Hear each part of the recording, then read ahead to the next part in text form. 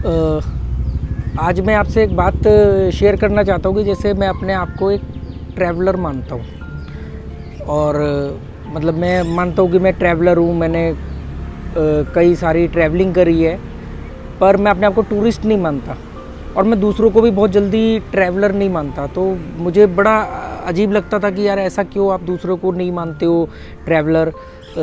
तो इसमें लेकर के इसको काफ़ी कन्फ्यूज़न थी। तो इसको मैंने कुछ काफ़ी दिनों के बाद कुछ नॉलेज इकट्ठा करने के बाद एक क्लैरिटी लाने की कोशिश करी। तो मुझे लगा कि मुझे आप लोगों के साथ में ये क्लैरिटी को शेयर करना चाहिए।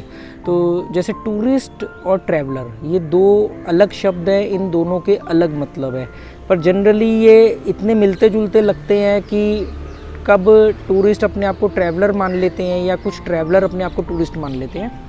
तो आज हम इस पे बात करेंगे।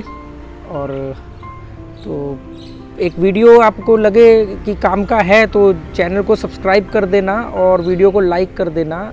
मैंने सोचा था कि मैं कभी भी अपने किसी वीडियो में ये चीज़ नहीं बोलूँगा, क्योंकि अगर आपके वीडियो में कुछ दम है, लोगों को उससे कोई बेनिफिट मिल रहा है तो लोग अपने आप लाइक करेंगे या सब्सक्राइब करेंगे, आपके साथ जुड़ना चाहेंगे। पर हुआ क्या कि जैसे आपने मेरे चैनल पे सब्सक्राइबर देखे होंगे, उसके कंपैरिजन में व्यूज़ बहुत कम है। अब तो लोग भी मेरे को कमेंट करके बोलते हैं कि यार आपके वीडियो, मतलब ये तो नहीं कहेंगे कि कोई बहुत अच्छे मेरे वीडियो होते हैं, पर ठीक है, एक एवरेज है। मैं कोई वल्गर कॉमेडी या कॉमेडी के ऊपर वीडियो या ऐसे कुछ नहीं बनाता हूँ। तो जो मुझे लगता है कि जो चीज़ें मैं अपने ऊपर अमल करता हूँ और मैंने सीखी है, तो मुझे लगता है जो लोग मुझसे जुड़े हुए हैं उनको भी ये पता लगना चाहिए। तो YouTube एक माध्यम है कि जिससे मैं ज़्यादा से ज़्यादा लोगों को ये बात बता सकता हूँ और लाइफ टाइम ये चीज़ पड़ी रहेगी YouTube पे। तो पर वो इतना सपोर्ट मिल नहीं रहा YouTube से। तो अगर आपको लगे तो आप सब्सक्राइब और लाइक करना, शेयर करना, और जो भी सोच हो आपकी उसको कमेंट में ज़रूर बताना इस वीडियो के सुनने के बाद। और अगर कोई बात से असहमत हो ना तो कोई दिक्कत नहीं है मुझे उससे। बस क्या है कि अगर आपने कोई ऊटपटांग शब्द का इस्तेमाल किया ना तो यूट्यूब उस कमेंट को हटा देता है। जैसे कई लोग ना कुछ चीज़ें मेरी, जैसे मान लो नहीं समझ में आई, कोई वीडियो में मैंने गलती करी या मेरी बात से सहमत नहीं है, तो वो कई बार कुछ उसमें कोई गाली जैसा शब्द इस्तेमाल कर देते हैं या कोई भी ऐसा, या आप कोई लिंक शेयर कर दो या आप कोई फ़ोन नंबर शेयर कर दो। तो यूट्यूब की गाइडलाइंस क्या है और यूट्यूब का एल्गोरिदम इतना स्मार्ट है कि वो इस तरह की चीज़ों को वो तुरंत ही हटा देता है। तो वो क्या होता है कि वो कमेंट का नोटिफिकेशन तो मेरे पास आता है पर मैं पढ़ नहीं पाता। तो इस चक्कर में क्या होता है कि आपकी वो बात ना मुझ तक ना औरों तक पहुंच पाई। तो असहमत होने में कोई भी प्रॉब्लम नहीं है। और एल्गोरिदम यूट्यूब का तो इतना स्मार्ट है कि मतलब जो गालियां आने वाले 100 साल बाद लोग बोलेंगे उन्होंने अभी से फीड कर रखी हैं। तो ठीक है, हम बात करते हैं टूरिस्ट और ट्रैवलर के बीच में, ठीक है ना। पॉइंट पे वापस आते हैं, मैं भटक जाता हूँ बार बार। तो टूरिस्ट हो गए पर्यटक, मतलब जो गए कहीं पे टूर करने और उन्होंने टूर प्लान किया, टूर किया और आ गए। ट्रैवलर का मतलब होता है यात्री, मतलब जो यात्रा कर रहा है, एक ट्रैवलर है। तो ट्रैवलर मतलब जैसे मान लो मैं नेपाल गया, तो मैं नेपाल गया तो नेपाल मेरा टूर नहीं था, मेरे को वो मेरी ट्रैवलिंग थी। मतलब मैं वहाँ पे गया तो मुझे ये मालूम ही नहीं कि मुझे कब वापस आना है, तो कितने दिन मैं वहाँ रहूँगा मुझे नहीं मालूम। मैं जैसे 4 से 5 बार मैं नेपाल गया, तो कभी मैं 45 दिन रहा, कभी मैं 30 दिन रहा, कभी मैं 20 दिन रहा, कभी मैं लास्ट में 2 महीने रहा था। और 2 महीने बाद फिर मैं साइकिल से काठमांडू से दिल्ली आ गया था, साइकिल से अकेले चलाते हुए, ठीक है। तो जो टूर होते हैं, टूर जो होते हैं वो एक शॉर्ट टूर होते हैं, मतलब उनका एक संकुचित दायरा होता है कि तो मुझे वहाँ पे बहुत सारे इंडियंस मिले भी जो वहाँ पे आए। तो वो ट्रैवलर नहीं थे, वो टूरिस्ट थे, वो टूर था उनका। तो वो क्या था कि वो आए, उन्होंने पशुपतिनाथ टेम्पल देखा, उन्होंने बुद्धा मार्केट देखी, थामिल देखा, और ये सब देख दाख के उन्होंने चेक लिस्ट के साथ टक टक टक टक चेक कर दिया, टिक करके चेक करके वापस आ गए जी। अब वो अगर आप उनसे कभी बात करोगे तो कहेंगे हाँ हम नेपाल गए हैं, हमने तो नेपाल में ये भी देखा, ये भी देखा, ये भी देखा। तो कई बार मुझे लोग ऐसे मिलते हैं जो बोलते हैं कि यार आप नेपाल में इतना गए हो तो आपने वो चीज़ देखी। मैं कहता सॉरी यार मैंने नहीं देखी। कहते यार कमाल है, हम 5 दिन में घूम आए, तुम 2 महीने रह के भी नहीं। मुझे नहीं लगा वो चीज़ देखने में वर्थ है, ठीक है, क्योंकि मेरे को ये चीज़ ना तो फेसबुक पे डालनी थी, ना मुझे इसलिए वो चीज़ देखनी थी कि मैं लोगों को बता सकूं कि मैंने ज़्यादा से ज़्यादा जो पॉइंट्स हैं वो कवर किए हैं, ठीक है। मैं लोकल्स के बीच में रहता हूँ, लोकल ट्रांसपोर्ट में ट्रैवलिंग करता हूँ, लोकल जगह पे जैसे होते हैं जहाँ पे लोकल्स लोग खाना खाते हैं, ढाबे वगैरह पे, वहाँ खाना खाता हूँ। होम स्टे में ही रुकता हूँ ज़्यादातर। एक तो इकोनॉमिकल भी होता है, दूसरा आपको वहाँ पे बहुत कुछ सीखने को मिलता है। अगर आप नेपाल गए और आपने वहाँ के कल्चर को ही नहीं समझा तो फ़ायदा क्या है। ऐसे ही मैंने सेम श्रीलंका में किया, या मैंने गोवा में 7-8 बार आया। अब तो मैं 7 महीने से गोवा में हूँ, तो गोवा का भी यही सी मैं तो जैसे कई लोगों ने मुझे बोला अच्छा गोवा में आप वहाँ गए, आप वहाँ गए। जैसे मैं बागा बीच नहीं जाता, जैसे मैं बागा बीच नहीं गया, मैं एक बार गया हूँ, उसके बाद मैंने फ़ैसला किया मैं नहीं जाऊँगा। मतलब मैं नहीं जाता, ऐसा नहीं कि फ़ैसला लिया कोई अड़ गया हूँ, पर मुझे नहीं पसंद वहाँ पे। मैं केलंगुट बीच नहीं जाता हूँ। हाँ, मैं वागेटर बीच जाता हूँ, मैं उजरान बीच जाता हूँ, मैं मोरजिम बीच जाता हूँ, मैं मीरामार बीच तक भी चले जाता हूँ वर्किंग डेज़ में। तो अपनी अपनी चॉइस है। मुझे भीड़ भड़क्का और क्राउड और ये सब चीज़ें नहीं पसंद है, ठीक है। या जैसे गोवा में आके लोग बोलते हैं आपने वो वाला पार्टी लॉन गया है, आप थलासा गए, थलासा के पास में है मेरा घर, पर मैं कभी थलासा नहीं गया, ठीक है, और इच्छा भी नहीं है, मतलब ऐसा नहीं कि। तो हम बात कर रहे हैं कि टूरिस्ट और ट्रैवलर की। तो ट्रैवलिंग कई तरह की होती है। एक धार्मिक यात्रा होती है, ठीक है। तो धार्मिक यात्रा में क्या होता है कि अगर अच्छा ये एक चीज़ मैं आपको बता दूँ कि आप किसी भी व्यक्ति से पूछोगे कि क्या आपने कभी यात्रा करी होगी, हाँ हर व्यक्ति ने यात्रा करी है, हर आदमी अपने आप को ट्रैवलर मानता है। अच्छा, एक बुनियादी सिद्धांत तो ये है कि हम सभी यात्री हैं, हम सभी ट्रैवलर हैं। इस धरती के ऊपर तो हम सब एक यात्रा ही कर रहे हैं ना। किसी ने 30 साल की यात्रा करनी, किसी ने 80 साल की करनी, किसी ने 100 साल की करनी, जिसकी भी जितनी यात्रा है वो यात्रा करनी। और बीच में मिलने वाले जो दूसरे यात्री हैं वो उसके सह यात्री कह लो। जैसे आप एक ट्रेन में बैठे और आपने मान लो दिल्ली टू गोवा आपने आना है, तो उस बीच में कोई एक बीच वाले स्टेशन से चढ़ा और अगले स्टेशन पे उतर गया। तो वही यात्री लाइफ के अंदर भी होते हैं। जैसे बचपन में माँ के रूप में कि आपको यात्री मिलता है, वो जवानी तक आपको पहुँचाती है, उसके बाद बीवी के रूप में, फिर दोस्त, भाई बहन, समाज, ये सब ट्रैवलर है। तो मैंने इस पॉइंट के बारे में मैं लास्ट में एक बहुत अच्छी बात आपको बताऊँगा जो मुझे बहुत काम की लगती है, तो मुझे लगता है आपको बताऊँ मैं। तो ट्रैवलर जो होते हैं वो कई तरह के होते हैं। तो जिसमें सबसे एक चीप ट्रैवलिंग भी होती है, उसके बारे में हम लास्ट में बात करेंगे। तो जो ट्रैवलिंग है ना, सबसे जो एक अजीब और मुझे अनप्रैक्टिकल लगती है, इस बात से बहुत लोग असहमत होंगे सॉरी, वो है धार्मिक यात्राएं। मतलब वो धार्मिक यात्राएं करते हैं, वो अपने आप को ट्रैवलर भी मानते हैं या टूरिस्ट भी मानते हैं। टूरिस्ट और ट्रैवलर आप समझ गए। टूरिस्ट तो मतलब ये हुआ कि भी पॉइंट देखे गए। जैसे हम लोग कश्मीर गए थे, तो मैंने कश्मीर में मैं एज ए टूरिस्ट गया था। जब मैं फर्स्ट टाइम कश्मीर गया था तो मैं एज ए टूरिस्ट गया था, क्योंकि मैं वहाँ गया विद फैमिली थे, एक फ्रेंड की फैमिली थी, हम लोग गए वहाँ पे और वहाँ पे जाके हमने एक पैकेज लिया। उन्होंने बोला हम आपको शंकराचार्य का टेम्पल दिखाएंगे, ठीक है जी, हजरत बल की दरगाह दिखाएंगे, टंगमर्ग, सोनमर्ग, गुलमर्ग, निशान बाग, ये सब आपको दिखा देंगे। डल झील में हम रुके थे 3 दिन और आ गए जी। अब आप मुझसे आज बात करो तो गुलमर्ग हाँ जी मैं गया हूँ, ये टंगमर्ग हाँ जी मैं गया हूँ, सोनमर्ग मैं गया हूँ, मतलब ऐसे ऐसे मैं बोल सकता हूँ। पर सच बात ये है कि मैं सिर्फ वहाँ गया हूँ, कुछ घंटे वहाँ बिता के आया हूँ। इसके अलावा मेरे को वहाँ की कोई नॉलेज नहीं है।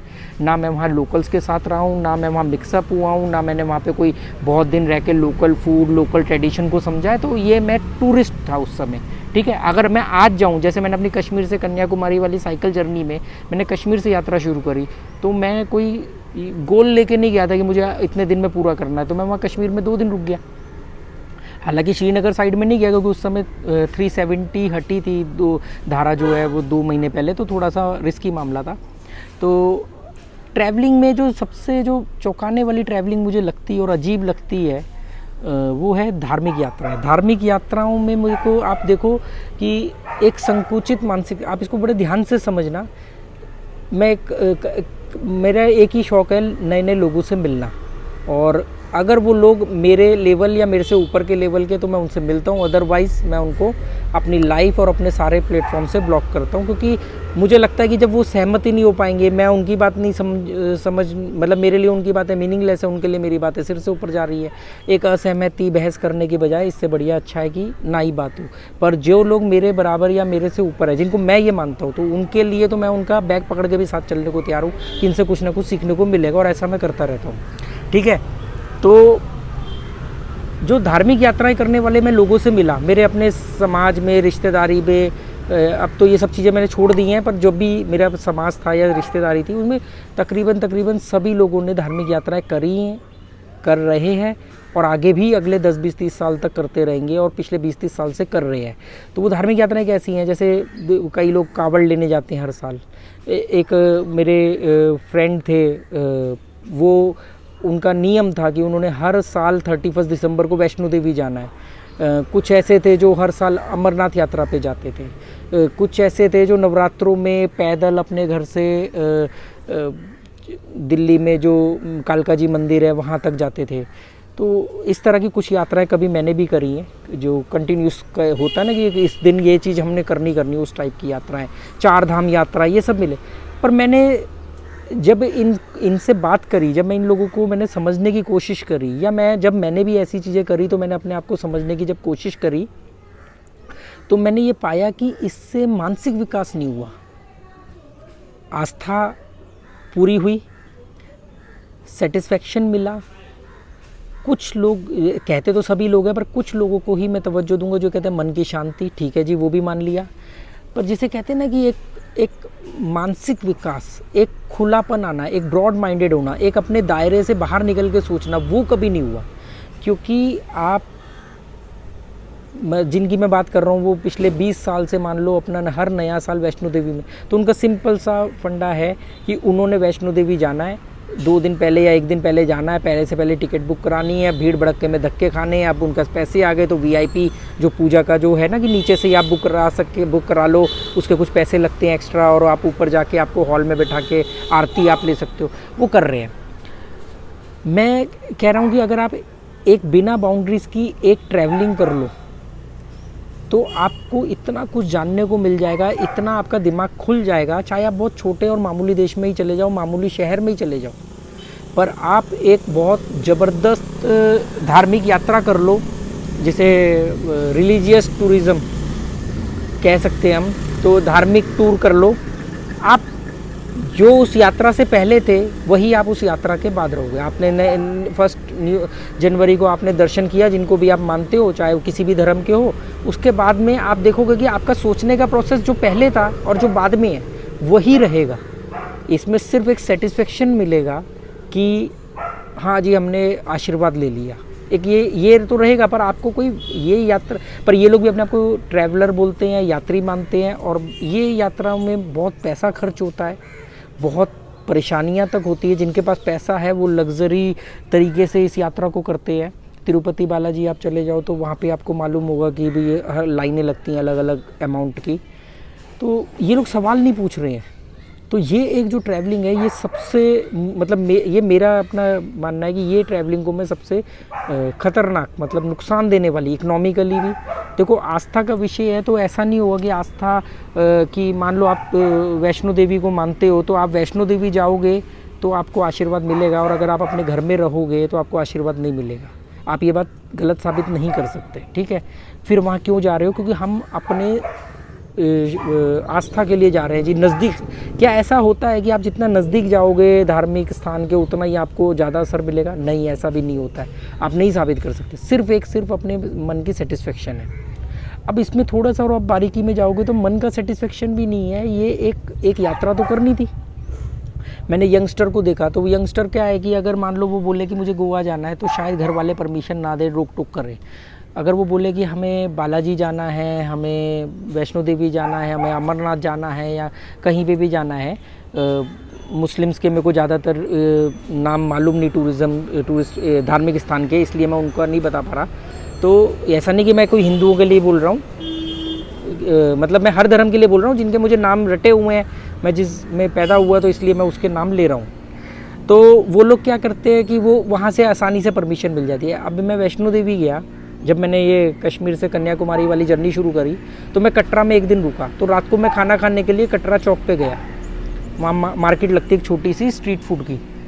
तो मैंने वहाँ देखा कि पहले जब मैं बचपन में वैष्णो देवी गया था, या जब हम जानते थे तो कहते थे वैष्णो देवी जाने वाले पहले से ही प्याज लहसुन छोड़ देते हैं, वहाँ जाके वो यात्रा करके आते हैं, दर्शन करके आते हैं, फिर आने के बाद वो जब तक कंजके ना बिठा लें तब तक वो प्याज लहसुन नहीं खाते हैं। आज मैं आपको चैलेंज करता हूँ, चैलेंज बोलने की ज़रूरत नहीं है। आप वहाँ जाओ, आज आप देखो, आपको कटरा के अंदर चाउमीन मिलेगी, कटरा के अंदर गोलगप्पे मिलेंगे, कटरा के अंदर आपको सारी खाने पीने की चीज़ें, जो भी जंक फूड, फास्ट फूड, जो भी कुछ है, गोलगप्पे, खट्टा, जो भी कुछ है सब मिलेगा। जबकि वहाँ के लिए आज से 20-30 साल पहले क्या मान्यता थी, तो कि कंजके बिठाए बगैर आप ये सब चीज़ें नहीं कर सकते। अब ये इस चीज़ को करने के लिए क्या किया, वहाँ के होटल्स वालों ने, छोटे छोटे रेस्टोरेंट वालों ने कंजके बिठाने का इंतजाम कर दिया। वहीं पे छोटी छोटी बच्चियाँ, गरीब बच्चियाँ घूम रही होती हैं, आपको वहीं वो काले चने और पूड़ी और हलवा बना हुआ मिल जाएगा, और आप वहीं पे हाथ के हाथ आपने जो भी 9 कन्या बिठाई और आपने वहाँ पे कंजके कर दी, अब आप फ्री हो गए, अब आप सेटिस्फाई हो गए। अब वहाँ पे आप चाउमीन खाओ, डोसा खाओ, घूमो फिरो, जो मर्जी करो, पटनी टॉप जाओ, आसपास जो भी है। अब आप देखोगे अब मैक्सिमम न्यूली कपल वहाँ जाता है, तो वो उनसे पूछो तो पर्पस क्या है, पर्पस है आशीर्वाद लेना। जबकि वो भी ये जानते कि आशीर्वाद से ज़्यादा ये कि कहीं ना कहीं तो यात्रा करनी थी। और जबकि इन सब चीज़ों में कितनी चीज़ों का परहेज होता था कि ब्रह्मचार्य का, खाने पीने का, अब वो सब खत्म हो चुका। तो धार्मिक यात्राएं ना इंसान को और संकुचित बना रही है, ठीक है, खोल नहीं रही है, दिमाग से खुलापन नहीं ला रही है। तो जैसे मैं मेहंदीपुर बालाजी जाता था, और मैं तकरीबन 1.5 से 2 साल तकरीबन हर महीने में जाता था। दिल्ली से 250 किलोमीटर के आसपास है, और बाई कार जाता था। एक बार के टूर पे मेरे 14,000 रुपये खर्च होते थे। वो ट्रैवलिंग नहीं थी, वो टूर था, धार्मिक टूर था बस। तो एक बार में मेरा 12 से 14,000 रुपये खर्चा होता था आने जाने में। अब सोचो कि मैं 1.5 साल हर महीने गया हूँ, आज वो पैसे मेरे पास होते, ठीक है। और जो चीज़ें मुझे मिली हैं, मैं ये साबित नहीं कर सकता कि ये मेरी उन यात्राओं की वजह से मिली हैं, ठीक है। और उससे मेरे मानसिक विकास में, मेरे मानसिक बुद्धि में कोई विकास नहीं हुआ कि मैंने कोई नई चीज़ें सीखी। मैं वहाँ जा कर के मैं लोकल्स के बीच में रहा। फिर भी मैं उस समय भी हम जाते थे तो लोग सुबह जाके शाम को, या आज रात जाके कल आ गए वापस, हम लोग वहाँ पे 5 से 6 दिन रुकते थे। पर फिर भी मैं मानता हूँ कि वो ट्रैवलिंग नहीं थी, वो टूर था, ठीक है। तो कई लोग उसमें एक चीज़ और क्या करते हैं, धार्मिक यात्राएं उनको एक कंपनी, एक तो वो हो गया धार्मिक यात्राएं आस्था के नाम पे करते हैं। फिर दूसरे आते हैं छड़े छाट मतलब लौंडे लपाड़े, मेल, चाहे वो बैचलर हो चाहे वो शादीशुदा हो, वो मिल जाएंगे। 5-7 लोग ग्रुप बनाएंगे, चाहे वो शादीशुदा हो चाहे वो कुंवारे लड़के हो, एज मैटर नहीं करती। वो 4-5 जने मिलेंगे, एक गाड़ी हायर करेंगे या किसी भी एक गाड़ी में ग्रुप बनाएंगे। उसमें उनका बहुत बड़ा मोटिव होता है एंजॉय और मज़े करना। और उसके बाद में उनका एक ग्रुप बनने के बाद में क्या होता है कि खर्चा भी डिवाइड हो जाता है, तो कॉस्ट भी कम हो गई। इस तरीके से ये लोग, अब ये जो अभी तक हमने बात करी धार्मिक यात्रा की, अब ये चीप धार्मिक यात्रा आ गई कि मतलब इसमें हो हुल्लड़बाजी होगी, इसमें शोर शराबा होगा, इसमें कॉस्ट कटिंग होगी। तभी इसलिए ग्रुप, मतलब अगर 5 लोगों की कार में बैठने की जगह 4 हैं तो वो ज़बरदस्ती 5वें को पकड़ के ले जाते हैं। ऐसा मैंने देखा है, आप लोगों के आसपास भी ऐसे होता होगा। ये सब बातें करने का मकसद क्या है। अच्छा, आपने एक चीज़ और देखी होगी, मैं एक बड़ी छोटी सी मज़ेदार बात आपको बताता हूँ।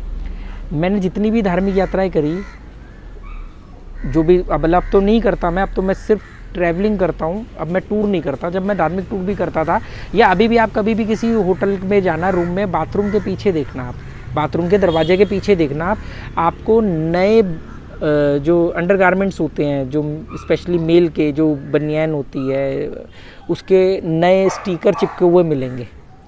मतलब आप, ये क्या है कि ये वो लोग हैं जो मतलब बनियान में 10 छेद हैं, पहनते रहेंगे, चाहे पैसा बहुत है, इसका पैसे से कोई लेना देना नहीं है। पर ये जैसे कहीं जाना है तो नई बनियान खरीद लो, तो वो नई बनियान वगैरह खरीद लिए, तो उसके ऊपर कागज़ का एक छोटा सा गोल स्टिकर लगा होता है, वो वहाँ पे दरवाज़ा वो पहनते हैं वहाँ, तो वो दरवाजे के पीछे उसको या दीवार पे चिपका देते हैं। मैंने ये बहुत नोटिस किया, आपने भी किया होगा, नहीं किया होगा तो इस बार ज़रूर करना। और अगर किया है जिन जिन लोगों ने, तो वो कमेंट में मेरे को बता देना कि मैं अकेला तो नहीं हूँ जिसने ये नोटिस किया है। तो ये चीज़ हो गई। बहुत अच्छा सनसेट हो रहा है, मैं आपको दिखा दूँ थोड़ा सा, फिर पता नहीं कैमरा सेट होगा नहीं होगा।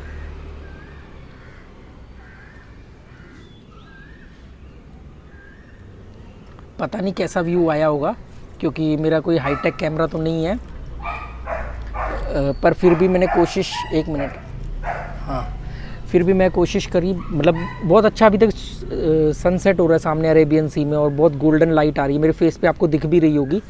तो एक तो ये हो गई धार्मिक यात्राएं। दूसरा हम बात करते हैं धार्मिक यात्रा से हट के, जैसे मैं गोवा में रह रहा हूँ तो मैं यहाँ पे देखता हूँ, एक तो यहाँ पे आते हैं ज़्यादातर जिनकी नई नई शादी हुई है, दूसरा जो ग्रुप बना के आते हैं, इनको भी मैं ट्रैवलर नहीं मानता हूँ, ये भी एक तो यहाँ पे आते हैं ज़्यादातर जिनकी नई नई शादी हुई है, दूसरा जो ग्रुप बना के आते हैं, इनको भी मैं ट्रैवलर नहीं मानता हूँ, ये भी टूरिस्ट है। कैसे ये लोग आते हैं, इनके पास बहुत लिमिटेड टाइम होता है, मतलब मोस्टली के पास तो 3 से 4 दिन की रिटर्न टिकट होती है। और जो बॉम्बे महाराष्ट्र साइड से आते हैं, अपनी कन्वेंस में आते हैं, उन लोगों का भी डिसाइड होता है। ये जो रोड अभी आप पीछे देख रहे हो, ये वाला रोड, ये जो खाली पड़ा हुआ है रोड, ये मुझे तो दिन तारीख याद नहीं रहती क्योंकि मेरा कोई ऐसा काम ही नहीं है। तो होता ये कि जब यहाँ पे ट्रैफिक बढ़ जाता है और कभी कभी शाम को जाम भी लग जाता है, तो हम समझ जाते हैं कि आज या तो फ्राइडे है या सैटरडे है या संडे है, और वही होता है। और मंडे को ये हाल होता है। तो इस तरीके से ये चीज़ें आप देखो, तो ये लोग क्या है, ये आए, अब इन्होंने गोवा में आके कुछ नहीं करना। मैं ये जो फॉरेनर्स है ना जो गोवा में, मैं इनको प्योर ट्रैवलर, शुद्ध रूप से यात्री मानता हूँ। ये 1-1 साल से रह रहे हैं, कोई 2 महीने रह रहा है, कोई 3 महीने रह रहा है। मैं ड्यूरेशन की बात नहीं कर रहा हूँ, आप भले 5 दिन रहो, पर आपके रहने का तरीका, अब आप आ रहे हो, आपने 5 दिन के अंदर अच्छा केलंगुट बीच भी देखना है, बागा बीच भी देखना है, मोरजिम भी देखना है। अब मोरजिम बीच मेरा फेवरेट बीच क्यों है, क्योंकि वहाँ वो थोड़ा सा आउटसाइड में पड़ जाता है, वहाँ पे ना जो चीप टूरिज़्म है, जिसके बारे में हम आगे बात करेंगे, वो बहुत कम जाता है उस तरफ। आपको सबसे ज़्यादा भीड़ मिलेगी बागा और केलंगुट बीच में, ठीक है। ये लोग इसी साइड में घूम फिरते रहते हैं और ये सब 3-4 दिन में कवर करके अपने आप को थका करके और उसके बाद चले जाते हैं, पर अपने दोस्तों को ये बताते हैं कि हमने गोवा में गए और हमने ये भी देखा, ये भी देखा, ये भी देखा। क्या ये ज़रूरी है कि आप किसी जगह पे जाओ और उस जगह की सभी चीज़ें देख करके आओ एक ही बार में, एक ही टूर में? तो ये टूरिज़्म क्या होता है, ये वो लोग होते हैं जो यहाँ पे आके आई लव गोवा वाली टी-शर्ट पहन लेते हैं, फिर हो हुल्लड़बाजी। मतलब आप सोचो, इमेजिन करो कि इस रोड से वो अपनी गाड़ियों में या बाइक पे रात को चिल्लाते हुए जाते हैं। क्यों चिल्ला रहे हैं, क्या रीज़न है, मालूम नहीं। कोई न्यू ईयर नाइट है, नहीं, कुछ नहीं। कोई होली है, नहीं, वो बस चिल्ला रहे हैं। क्योंकि बस जैसे होता है ना कि बच्चे को स्कूल में आपने बंद कर रखा और जैसे स्कूल की छुट्टी बजती है तो बच्चा चिल्लाता है, तो उससे पूछो भाई क्यों चिल्ला रहा है, ये तो रोज़ घंटी बजती है। तो वो कहता है रोज़ तो बजती, पर मैं 8 घंटे से बंद था, तो अब मैं जो भी 5-6 घंटे क्लास है, अब मैं घर भाग रहा हूँ, आज़ाद हो गया हूँ। वो वाला सीन होता है इनका, ठीक है। तो ये हो गया। पर जो फॉरेनर्स है जी, अब बात आती है कि मैं किसको ट्रैवलिंग मानता हूँ। तो मैं ट्रैवलिंग मानता हूँ कि जब आपको यही नहीं मालूम हो कि आपने वापस कब जाना है, भले ही आप 3 दिन में जाओ, पर आपने 3 दिन डिसाइड ना करे हो। आपकी यात्रा का मोटिव होना चाहिए। जैसे धार्मिक यात्रा करने वाले का मोटिव होता है आस्था, कि हम तो धर्म कर्म के नाम पे जा रहे हैं। फिर उसमें जो थोड़े से हिपोक्रेटिक लोग होते हैं जो पाखंड करते हैं कि आस्था के नाम पे हो हुल्लड़बाजी के लिए निकलते हैं, जो आपको कावड़ यात्रियों में 80% लोग मिल जाएंगे। 20% अच्छे लोग उनके चक्कर में ख़राब हो जाते हैं, ठीक है। वो आपको मिल जाएंगे, वो दोस्त या वैष्णो देवी या अमरनाथ या कहीं पे भी जा रहे हैं, वो ग्रुप बनाएंगे, ग्रुप बना के गाड़ी हायर करेंगे और जाएंगे।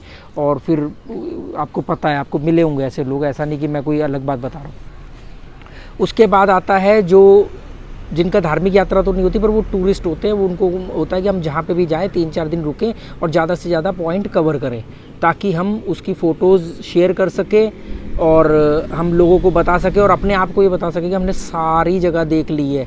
पर इससे क्या उनका कोई तजुर्बा बढ़ा, क्या उन्होंने कोई चीज़ सीखी? जैसे मेरे पास बहुत सारी ऐसे कंटेंट, ऐसी नॉलेज है जो मैंने अनजान लोगों से सुनी, उनसे डिस्कशन में मैंने उनसे वो विचार लिए। वो अलग देश के भी थे, कई बार वो अलग राज्य के थे, कई बार वो अलग शहर के थे, अलग एज ग्रुप के थे।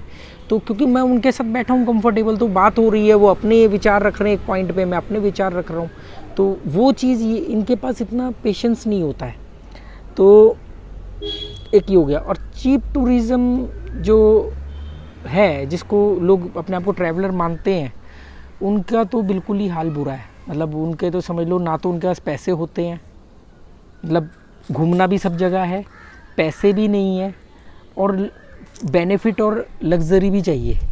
मतलब एक तो होता है ना, जैसे मेरे पास कम पैसे हैं, पर मैं क्या करता हूँ, तो उसके लिए मैं हॉस्टल में रुकता हूँ। मेरा सबसे बड़ा रीज़न हॉस्टल में रुकने का जो होता है, वो शुरुआत तो पैसों की कॉस्ट कटिंग की वजह से हुई थी, ताकि मैं ज़्यादा से ज़्यादा वक्त उस जगह पे बिता सकूं। पर मैंने जब देखा कि यही तो एक वो जगह है जहाँ पर आपको अलग अलग जगह के कई सारे लोग आपको मिलते हैं। आपको पता नहीं कि आपके साथ जो बंक बेड शेयर करने वाला है, या जो डॉर्मेट्री में कोई और कल कौन सा आएगा यात्री। अब जैसे मैं नेपाल में था, तो कभी मैं स्पेनिश के साथ रुका, कभी जिसके साथ आप 3 दिन रह रहे हो अब वो चेकआउट कर रहा है, तो वो फीलिंग कि वो जा रहा है, आप उससे 3 दिन तक गप्पे मारते रहे। वोंग जो मेरा चाइना का वोंग जो फ्रेंड था मेरा, उसके साथ मैंने 2 महीने में रहा, मतलब हम 2 महीने रहे। वो मैं वेजिटेरियन और वो मतलब वो मेरे लिए खाना वेज बनाते थे स्पेशली। तो मैं 19 चाइनीज़ लोगों के साथ में रहा, जिसमें से वोंग के साथ तो मैं 60 दिन रहा, पूरे 60 दिन। तो इनसे मुझे बहुत सारे विचार सीखने को मिले, ये क्या सोचते हैं। अब हम कहीं जाए नहीं, हमने कहीं से बस सुन लिया और एक विचार बना लिया। तो ट्रैवलर और टूरिस्ट में ये एक डिफरेंस है। मैं अगला एक वीडियो बनाऊंगा कि लोकल्स को क्या प्रॉब्लम्स होती है टूरिस्ट और ट्रैवलर से। तो उस पर जो मेरे विचार है, जो मैंने वो किया है, उस पर जो छोटी मोटी रिसर्च मैं करता रहता हूँ, पढ़ता रहता हूँ कि क्या है, क्या वो गलत है या सही है, हम उस पर बात करेंगे। पर अभी जो मतलब तो मेरी एक आपसे रिक्वेस्ट है कि आप ट्रैवलर बनो, टूरिस्ट मत बनो। पर बेसिकली फर्स्ट प्रिंसिपल के हिसाब से तो हम सब ट्रैवलर है ही हैं, हम माने या ना माने। पर आपको टूरिस्ट नहीं बनना है, आपको ट्रैवलर बनना है। और धार्मिक यात्राएं अगर आप कर रहे हो तो आप उसको करते रहो, मैं उसमें कुछ नहीं बोल सकता, वो आपका अपना निजी मत है। पर आप एक चीज़ सोचो कि उस यात्रा के दौरान आपने क्या अपग्रेड किया। जैसे मेरा एक दोस्त है जलंधर में, मेरा क्लासमेट है, वो हर महीने चिंतपूर्णी जाता है और पिछले वो कई सालों से जा रहा है। पर उसके साथ जो भी चीज़ें हो रही हैं वो वैसी ही हो रही हैं, अच्छी भी और बुरी भी। ना अच्छी चीज़ों में उस यात्रा का कोई योगदान है, ना बुरी चीज़ में उस यात्रा का योगदान है। उसका मानना हो सकता है पर वो साबित नहीं कर सकता, उसके पास कोई तर्क नहीं है। वो अपने अनुभव से ये साबित नहीं कर सकता कि जो मैंने यात्रा करी उससे ये अच्छा हुआ। तो जब वो यात्रा करी उसके बाद जो बुरी चीज़ जो घटी तो वो क्यों हुआ, तो इसका क्या यात्रा से संबंध है? और अगर नहीं है तो आप यात्रा को किसी और पर्पस के हिसाब से करो ना। फिर आप ये मत बोलो कि भाई इसको करने से हमारा कुछ भला होता है। तो फिर तो ये कैलकुलेशन हो गया ना, 2 + 2 = 4। अगर यात्रा करने से भला होता है तो हर बार होना चाहिए। ऐसा तो नहीं हो सकता कि आपकी 4 बार। तो उसमें ये लोगों के पास खैर डिप्लोमेटिक आंसर होते हैं कि नहीं, इस बार हमारी श्रद्धा में कमी रह गई होगी, हमारे आस्था में कमी रह गई, वो कुछ भी कह सकते हैं। तो ये डिप्लोमेटिक आंसर के तो कोई जवाब होते नहीं है। जैसे कि बहुत लोग कहते हैं कि धार्मिक यात्राएं करते हैं तो हमारा मनोबल बढ़ता है। तो मनोबल बढ़ने के तो और भी बहुत सारे प्रोसेस है। अगर मनोबल बढ़ाना ही सिर्फ जस्टिफाई है तो फिर शराबी आदमी ये कह सकता है कि भाई मैं जब शराब पीता हूँ तो मेरा मनोबल बढ़ जाता है, मेरा आत्मविश्वास बढ़ जाता है। कोई कुछ भी कह सकता है। तो धार्मिक यात्राओं को लेके मेरे को थोड़ा सा लगता है क्योंकि उसमें बहुत सारा पैसा, बहुत सारी एनर्जी खर्च होती है। यात्रा तो आप अपने घर से किसी दुकान पे जा रहे हो, वो भी एक यात्रा है, वो भी एक ट्रैवलिंग है। तो थोड़ा सा आपको ये देखना चाहिए कि मतलब कोई भी ट्रैवलिंग करो, वो चाहे धार्मिक है, चाहे वो छोटी है, बड़ी है, देश विदेश की है, अपने घर से किसी दोस्त के घर भी जा रहे हैं, तो उसके अनुभव को कैश करो। अगर आप 20-20 साल तक एक ही धार्मिक स्थान पे जा रहे हो, चाहे वो किसी भी धर्म के लोग हो, किसी भी धर्म की जगह पे जा रहे हो, उससे डेवलपमेंट क्या हुआ? मतलब आप तो अगर आप एक कागज़ पे नोट करो या अपने दिमाग में आप उसको सोचो, तो आप ये कहोगे कि हाँ मेरी आस्था तो पूरी हुई, पर मेरा इतना पैसा खर्च होने के बाद मेरे पास कोई अनुभव नहीं है। मेरे पास अनुभव है उसी सड़क पे कितने पेट्रोल पंप है, वहाँ पे कौन सा नया होटल खुला, वहाँ पे रास्ते में किस होटल में खाना अच्छा मिलेगा, ये तो अनुभव है मेरे पास। पर जो ये अनुभव, ये इन्फॉर्मेशन है ना, ये नॉलेज तो नहीं है। तो आपको डिफरेंस पता होना चाहिए इन्फॉर्मेशन और नॉलेज। अगर आप एक सड़क पे रोज़ रोज़ जाते हो तो आपको वहाँ की इन्फॉर्मेशन हो जाती है, नॉलेज अलग चीज़ होगी। तो आप इस बारे में क्या सोचते हो, आप मुझे कमेंट करके बताना। और मुझे लगा कि ये एक देखने में बड़ा साधारण सी बात है, टॉपिक है, पर ये बहुत इम्पोर्टेंट टॉपिक है। अगर इसको आप समझ गए तो आपका ट्रैवलिंग करने का नज़रिया बदल जाएगा। आप टूरिस्ट बन के ट्रैवलिंग नहीं करोगे, टूर नहीं करोगे, फिर आप ट्रैवलर बन के ट्रैवलिंग करोगे। भले वो 1 दिन की हो या 2 दिन की हो या अपने घर से किसी दुकान तक में जाने में हो। सीखने के लिए तो अपने घर से आप किसी दुकान पे सामान लेने जा रहे हो, वहाँ भी सीख सकते हो। और नहीं तो फिर जितने मर्जी आशीर्वाद ले लो आप, काम चलता रहेगा। Okay, thank you.